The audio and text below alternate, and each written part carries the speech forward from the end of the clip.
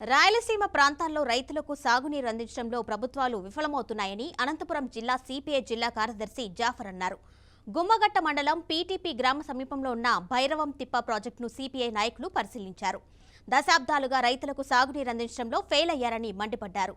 Jeedipalli reservoir నుండి BT ప్రాజెక్టుకు నీరు అందించడంలో ప్రభుత్వాలు మారినా రైతుల తలరాతలు మాత్రం మారలేదని విమర్శించారు. జిల్లా దశాబ్దాల తరబడి కరువుగా కొట్టుమిట్టాడుతున్నటువంటి జిల్లా ఇవాళ నీటి కేటాయింపుల ద్వారానే సస్యశ్యామల కావడానికి అవకాశం ఉంది. గత ప్రభుత్వాలు కూడా వాగ్దానాలు హామీలు ఇవ్వడం జరిగింది, కానీ ఎక్కడ కూడా అమలుపరిచిన పాపాన పోలే. ఇవాళ జీడిపల్లి రిజర్వాయర్ నుండి ఇవాళ కల్లందురుములోన 111 చెరువులు నింపి కుందిర్పి బ్రాంచ్ కెనాల్ని లింకప్ చేసి బీటీపీ ప్రాజెక్టును 2 టీఎంసీ నీరిస్తామని గతంలో హామీలు ఇవ్వడం జరిగింది. కానీ ఆ హామీలు అన్నీ కూడా అమలుపరచడంలే. ఇవాళ ఆ రకంగా 2 టీఎంసీని నీరు ఇవ్వడం ద్వారా 12,400 ఎకరాలు ఇవాళ సాగులోకి వచ్చేటువంటి అవకాశం ఉంది. ఈ ఆయకట్టుకు నీరు ఇవ్వాల్సిన అవసరం ఉంది. చివరి ఆయకట్టు వరకు నీరు ఇవ్వాలి. ఇవాళ రైతుల పరిస్థితి అంతా కూడా ఇవాళ అంతా ప్రభుత్వాలంతా కూడా పట్టించుకునేటువంటి పాపాన పోలే. అందుకని మేము ప్రశ్నిస్తా ఉన్నాం.